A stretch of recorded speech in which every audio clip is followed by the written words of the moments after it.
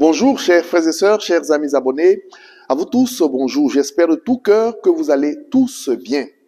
Je souhaite à toutes et à tous de débuter ce temps de carême de plein pied, avec la grâce du Seigneur. Bon dimanche à toutes et à tous et bienvenue à Parole de Dieu au quotidien.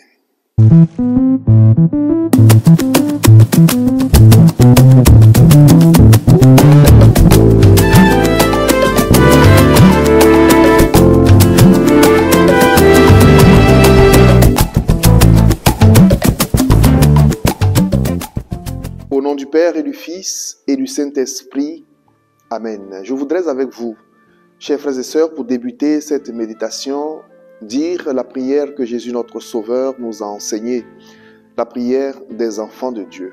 Ensemble, disons: Notre Père qui es aux cieux, que ton nom soit sanctifié, que ton règne vienne, que ta volonté soit faite sur la terre comme au ciel.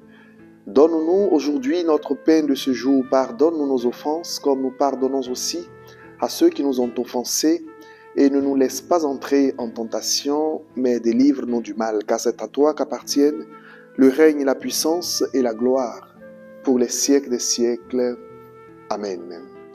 Nous célébrons aujourd'hui, chers amis, chers frères et sœurs, le premier dimanche du temps de carême. J'espère que nous avons bien commencé ce temps fort de préparation spirituelle que nous avons débuté le mercredi dernier. À propos du mercredi dernier, mercredi des cendres, je voudrais ouvrir une parenthèse car j'ai reçu quelques questions et le temps matériel ne me permettait pas de faire une vidéo. Je profite donc de cette méditation pour ouvrir la parenthèse au sujet des cendres. Les cendres ne sont pas un mystère. Arrêtons de mystifier ce qui ne l'est pas.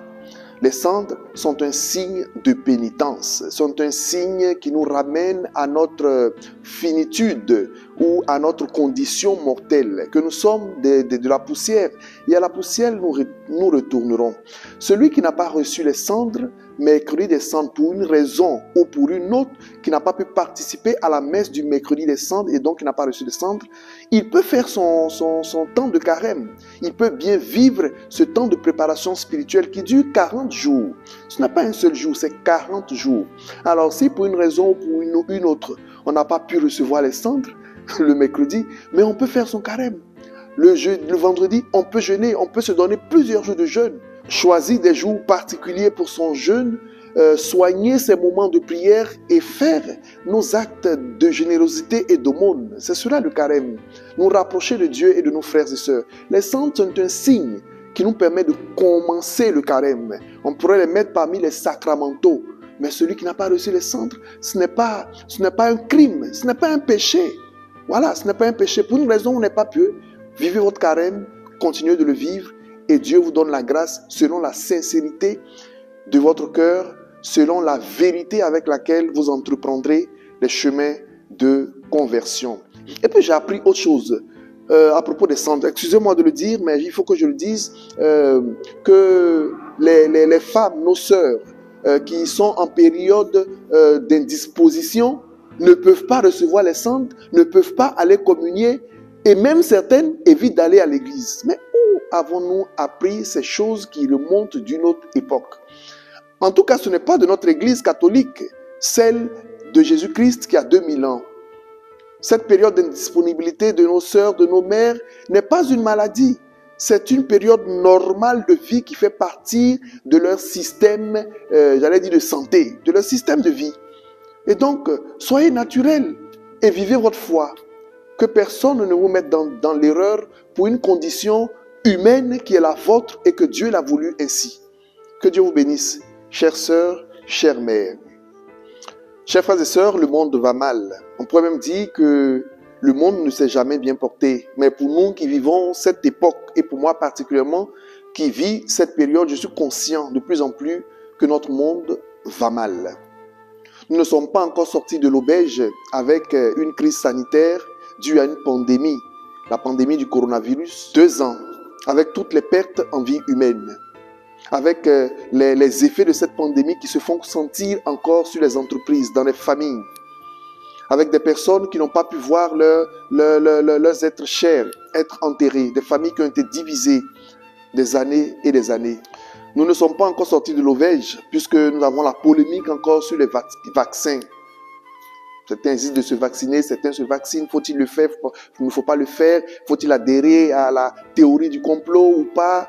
Peu importe, on n'est pas sorti de cette pandémie. Et voilà qu'une guerre vient d'éclater. On pourrait la sentir loin de nous, mais la guerre qui éclate maintenant est toute différente de ce que nous pouvons vivre peut-être en Afrique ou ailleurs. Parce qu'il s'agit d'une guerre qui peut virer à une guerre nucléaire, une guerre qui peut être mondiale. Peut-être que je le perçois moi ainsi et que beaucoup ne le voient pas de la sorte, qui arrivent à plaisanter avec la situation, mais pour moi, la situation est assez grave. C'est pourquoi le pape nous invite à la prière. Évidemment, dans une guerre, une seule vie humaine perdue est déjà grave. Mais ce n'est pas une situation avec laquelle je crois qu'il faudrait plaisanter. Il faudrait plutôt prier pour que les choses s'apaisent et que nous retrouvions notre paix, notre sérénité et que les gens continuent de lutter pour donner à manger à leur famille. Voilà cette guerre dans laquelle nous sommes. Et nous commençons aujourd'hui le premier dimanche du carême. Jésus, lui, nous invite à le suivre au désert. Le désert se présente pour nous à la suite de Jésus comme un endroit de lutte, un endroit de combat spirituel. Jésus recherche la communion avec son Père. Jésus recherche de la tranquillité. Jésus veut approfondir sa relation avec Dieu, son Père, dans le jeûne et la prière. Il se retire au désert. Satan l'y rejoint pour le mettre à l'épreuve. Satan vient envahir l'espace de Jésus pour le bombarder de ses missiles de tentation. C'est ainsi que je vois la chose. Oui, Satan vient mettre Jésus à l'épreuve. Parce que l'ennemi ne voudrait pas voir Jésus grandir dans cette communion, comme il voudrait nous empêcher, nous aussi, de grandir dans la communion avec Dieu, notre Père. Suivons Jésus au désert, chers frères et sœurs, et avec lui, préparons-nous au combat spirituel. Les tentations auxquelles le maître doit faire face sont de 3 ordres. Satan lui demande de changer les pierres en pain afin de se nourrir, car Jésus avait faim. Ensuite, Satan lui demande de l'adorer, donc de verser dans l'idolâtrie. Et enfin, Satan demande à Jésus de mettre l'amour de Dieu, son Père, à l'épreuve. Prouve-moi que Dieu t'aime vraiment comme un fils, ou prouve-moi que tu es vraiment le Fils de Dieu. Voilà les tentations de Jésus.